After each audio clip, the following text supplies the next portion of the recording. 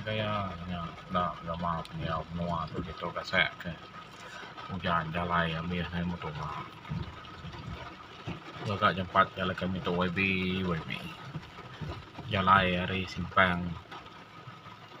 menuju ke rumah di rantau lukai tu terasa oh tinggal tu